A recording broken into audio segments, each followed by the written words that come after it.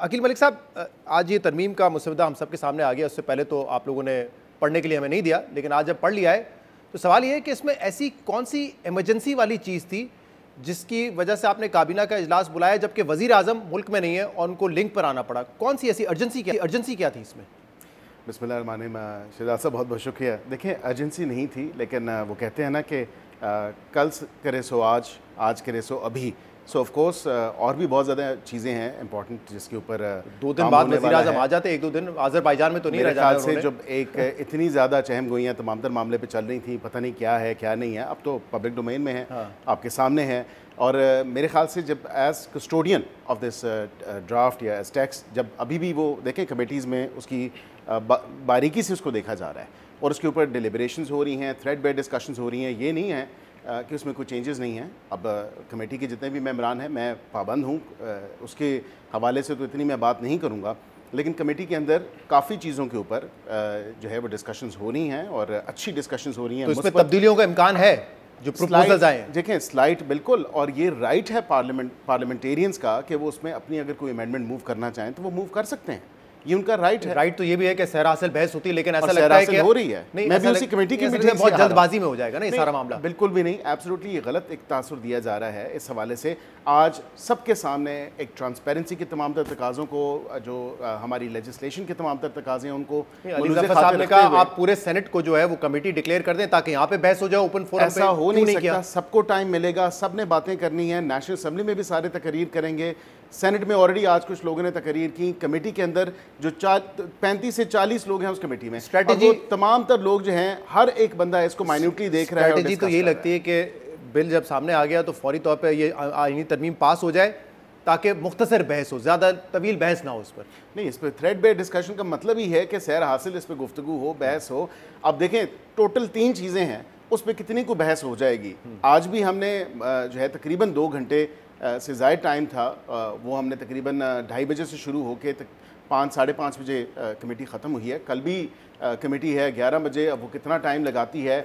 उसके बाद फिर जो सेनेट का भी एक सेशन है, लेकिन आज ना उस पर वोटिंग हुई, ना कोई ऐसा मामला हुआ। हमें जल्दबाजी किसी चीज़ की नहीं है। नदीम साहब, प्रोसेस हमने 18वीं तरमीम भी देखी, 1 साल गुफ्तगू, 77 इजलास, पता नहीं 380-400 घंटे तक उस पर बहस होती रही। फिर 26वीं तरमीम में भी 1-1.5 महीना 2 महीना गुफ्तगू हुई, लेकिन यहाँ मंडे को बिलावल साहब बताते हैं कि हमसे शेयर किया गया है मुसवदा, उसमें ये नुकात हैं, ये प्रपोजल्स हैं। 5 दिन में हम देखते हैं कि आपका सीसी का इजलास भी हो जाता है, वहाँ से मंजूरी भी आ जाती है, कुछ मुस्तरद कर देते हैं। आपको भी क्या कहा गया था कि फौरी तौर पे ये करना है, मामला इसमें लटकाए नहीं इसको ज़्यादा? शहजाद साहब, एक पाकिस्तान पीपल्स पार्टी को एक क्रेडिट तो दें कि सबसे पहले ट्वीट भी बिलावल साहब ने किया और फिर सेंट्रल एग्जीक्यूटिव कमेटी का 2 दिन 5-5, 6-6 घंटे मीटिंग्स हमारी हुई हैं और हर एक रुकन ने डिटेल डिस्कशन किया, इसको खुल कर डिस्कशन की। और ये मैं समझता हूँ तमाम पार्टीज़ के अंदर अगर ऐसी डिस्कशन हो जाए तो शायद अवाम के अंदर हमारे, मैंने कल पूछा राना साहब से कि पीपल्स पार्टी ने सीसी में भेजा, आपने तो ये भी नहीं नौबत की कि सीसी में पार्लियामानी पार्टी होती है, सीसी होती है, सीनियर लीडरशिप सारी बैठ के करना चाहिए था और चीज़ें पब्लिक देखे होना जो था, जो लीडरशिप फैसला करती है, आलमोस्ट वो डिस्कशन वो हो जाता होता है हमारे जमहूरियत में, हमारी इस पार्लियामानी निज़ाम में। लेकिन एक डिस्कशन हो जाए तो लीडरशिप का भी, अब देखें लीडरशिप का मजिस्ट्रेसी के ऊपर, हमारे मजिस्ट्रेसी के ऊपर भी डिस्कशन हुई, डुअल नेशनैलिटी के ऊपर भी डिस्कशन हुई और बहुत सारी चीज़ें डिस्कस हुई डिटेल। तो मैं समझता हूँ कि ये चीज़ें अब भी इनको जल्दबाजी में कानून साजी जो होती है ना, वो उसमें फिर आवाम को खामखा शक होता है। नहीं, एहसन इकबाल साहब 12 दिन पहले तक कह रहे थे कि कोई 27वीं तरमीम नहीं आ रही, तो अगर सीसी में डिस्कस हुआ होता नून लीग की तो एहसन इकबाल साहब को तो पता होता। ये तो बैरिस्टर साहब जवाब दे सकते हैं, मैं इसका क्या जवाब। देखिए, मेरे ख्याल से ये काम ministry of law and justice का था और ऑफ कोर्स कुछ जो उसके कॉन्टोर्स थे वो नेशनल सिक्योरिटी के एम्बिट में या उसके पर्व्यू में आते थे, इसलिए हमने उसमें लंबा चौड़ा जो है तमहीद बांधने की ज़रूरत नहीं थी। जो ऑब्वियसली कंसर्न लाइन मिनिस्ट्रीज थी, जो कंसर्न ऑब्वियसली मिनिस्टर्स थे, उनके साथ डिस्कशन हुई और अपने इत्तेहादियों के साथ। देखिए ना, जब आपको एक ब्रॉड बेस्ड कंसेंसस डेवलप करना होता है तो हमने इत्तेहादियों से बात की और हमने बिल्कुल इस बात को सपोर्ट किया। हमने कहा ये उनका राइट है बिलावल साहब का, बिलावल साहब ने ये बात जो है बिल्कुल इस चीज़ पे हमने उनसे सपोर्ट मांगी है अगर उन्होंने एक्स पे पोस्ट कर दिया so there is no issue. Though जो मेजर चीज़ें, वैसे तो डुअल नेशनलिटी और वो भी है, लेकिन 18वीं तरमीम के हवाले से कुछ सब्जेक्ट्स का फेडरेशन पे जाना या एनएफसी फॉर्मूले को तब्दील करना, जब ये पेश की गई थी तो यही कहा गया था आप लोगों की तरफ से अकील साहब कि अवामी मफाद में है, गवर्नेंस के मसाइल हैं, अगर हमने डिवॉल्व किया है 18वीं तरमीम के जरिए सूबों तक तो निचले और इसको डिस्ट्रिक्ट लेवल तक जाने चाहिए वसाइल, ये सारी बहस हो रही थी।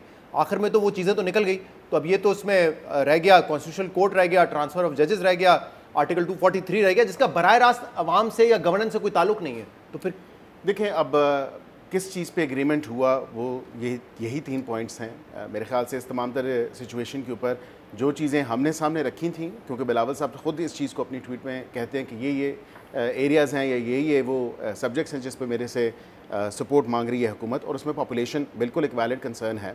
एरिया ऑफ कंसर्न पॉपुलेशन भी है, एजुकेशन भी है, इसी तरह उसके साथ साथ हमने डुअल नेशनलिटी की भी बात की जो कि शायद उन्होंने उस पर नहीं लिखी, लेकिन ऐसी चीज़ें हैं जो अवाम के साथ जिनका डायरेक्ट एक ताल्लुक राब्ता था। और उसके साथ जब हम डेवोल्यूशन की बात 140 से, क्योंकि पंजाब हुकूमत की तरफ से रेजोल्यूशन आई, हमारे दूसरे इत्तेहादी MQM वाले वो आज भी ये कमेटी में बात करते हैं, और बिल्कुल हमने आज ये उनसे कहा कि हम आपके साथ हैं और बिल्कुल हम इस चीज़ को सपोर्ट करते हैं।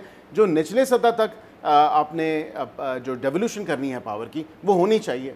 अब ये 70-75 वोटें तो हमारे इस इत्तेहादी के पास हैं, पंजाब में तो क्यों नहीं कर देते? देखिए वो कॉन्स्टिट्यूशनल अमेंडमेंट जरूरत है ना, कोई अमेंडमेंट, देखिए अमेंडमेंट 140 के अंदर जरूरत है। देखें लेकिन पंजाब में लोकल बॉडी सिस्टम आप ला रहे हैं और पाकिस्तान की तारीख का थका हुआ सिस्टम आप ला रहे हैं। अब इंशाल्लाह उम्मीद है कि हम अदालत में भी जाएंगे उसके ऊपर। और देखें वो प्रोविंशियल फाइनेंस कमीशन को नहीं आ रहा, सारे फंड अब जो NFC भी ये ला रहे थे उसमें भी सबसे ज़्यादा नुकसान तो पंजाब का था। कल बिलावल साहब ने डिटेल हमारी डिस्कशन में कहा सबसे ज़्यादा नुकसान 250 अरब तो कटौती पंजाब की होनी थी। और अगर एजुकेशन आपने फेडरेशन को भेजना है तो मरियम साहबा एक स्टेटमेंट दे दी थी, मैं इसके हक में हूँ, करें। फिर सिंध को प्रेशराइज करते ना आप, मरियम साहबा कहती कि भेज दें, पंजाब से निकाल दें एजुकेशन को, या जो भी है सिंगल नेशनल करिकुलम वाला भेज दें। मैं तैयार हूँ, अब सिंध को मुतमईन करें। एक वजीर आला की बात तो नहीं है ना, ये कम से कम चारों इकाइयां जो है, ये चारों सूबे मिलके जो है फेडरेशन बनाते हैं। और ये पॉइंट संजीदगी से डालें।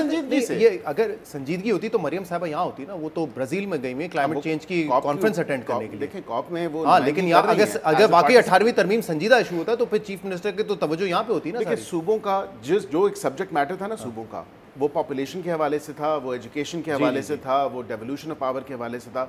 उस पे जब इत्तेफाक राय नहीं हो सका, एक कंसेंसस डेवलप नहीं हो सका, उस बड़े इत्तेहादी के पता था कि पीपल्स पार्टी इत्तेफाक नहीं करेगी तो मैं चली जाती हूँ बाहर। नहीं, मेरे ख्याल से वो इनवाइटेड हैं एंड ऑब्वियसली वो एक हुकूमत की नुमाइंदगी कर रही है, अपने सूबे की नुमाइंदगी। एक तासुर है चंद साहब कि पीपल्स पार्टी ने भी बता दिया कि ये मामला हैं, 18वीं तरमीम भी, NFC भी, उनको पता था कि इस पर हुकूमत भी संजीदा नहीं है, और आखिर में ये तरमीम जब पास हो जाएगी तो आप कहेंगे कि देखें हमने 18वीं तरमीम के रोल बैक को निकाल दिया, NFC को निकाल दिया, हमने जो है बुरी तरमीम से आपको बचा लिया, जैसे फजल रहमान कहते हैं कि 26वीं आईनी तरमीम से डंक निकाल दिया था हमने। अगर आपने प्योर पार्टी पे तनकीद करनी हो, नहीं अगर आपने तनकीद करनी हो तो आप कई तरीकों से कर सकते हैं, ये तो आपका राइट है, आपको मैं कैसे रोक सकता हूँ, या कोई और भी करना चाहे। लेकिन एक क्लियर गवर्नमेंट की तरफ से चीज़ आई, उस पर बिलावल साहब ने अपनी CC में उठाया, सोशल मीडिया पर डाला, लोगों ने डिबेट की।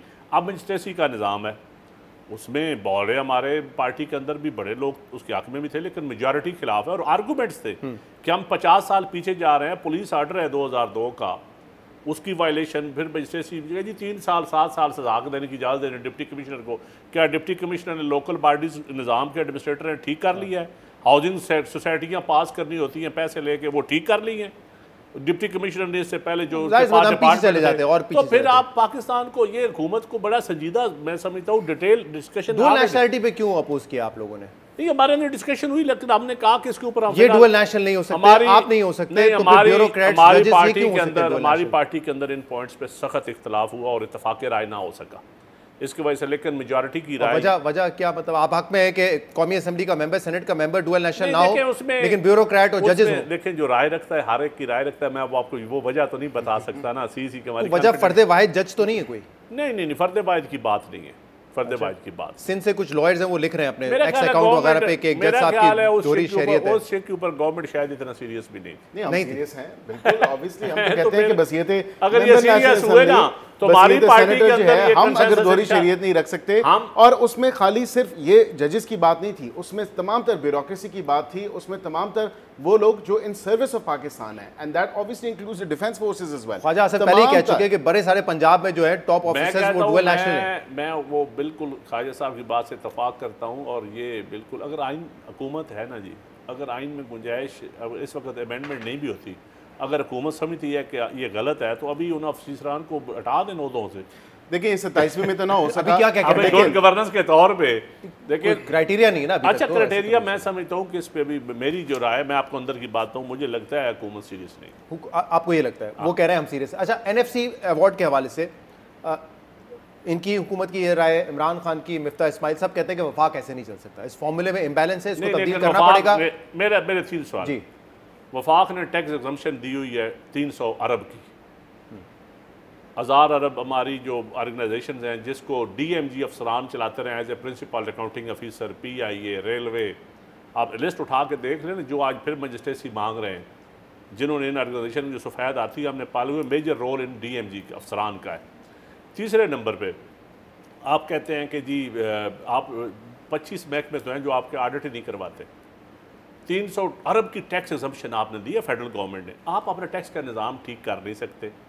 आप अभी इतनी इस्लाहात की हमने, तो टैक्स फिर के अंदर ये रिफॉर्म्स मैंने किए मेरी हैं। बात देखिए, सुनिए, आप सबसे कहते हैं ज़्यादा हम टैक्स सूबों से फाइलिंग पैसे जो है, लेंगे। देखिए सूबों- ये मुझे बताएं कि ये जो सफ़ेद हाथी जिसकी आप बात कर रहे हैं चंद साहब, ये सफ़ेद हाथी भी तो देखें ना, यहाँ पे कितनी ज़्यादा जो है अनॉमलीज हुई हैं इन तमाम तर डिपार्टमेंट्स में। अब PIA की क्यों हो रही है प्राइवेटाइजेशन, ये दीगर जो नदीम साहब एक कल राना burden सनाउल्लाह है। ने कहा है कि कुछ भी हो वफाक जाए से। NFC के जो अवार्ड है बिल्कुल, sooner or उसमें later। इम्बैलेंस है, तब्दीली होगी। होगी, पीपल्स पार्टी बिल्कुल तैयार होगी। है, 27 में नहीं होगी तो 28 में होगी, 28 में नहीं होगी 29 में होगी। शहजाद साहब, मेरे जो ख्याल अच्छी में वेलकम चीज़ मेरे है, ख्याल में नहीं होगी। मेरे ख्याल जो में। ये देखिए जिस चीज़ को वेलकम किया, बिलावल साहब ने खुद कहा कि आई वेलकम द टॉक्स और कॉन्वर्सेशन जो है वो हाँ। हुकूमत मुझे नहीं, convince बातचीत कर ले, होनी चाहिए। और बातचीत होनी चाहिए इस पे। बातचीत अच्छी में बात कोई है, और इतराज़ बातचीत नहीं का है, आगाज़ बातचीत होनी जल्द चाहिए। होगा। सही है।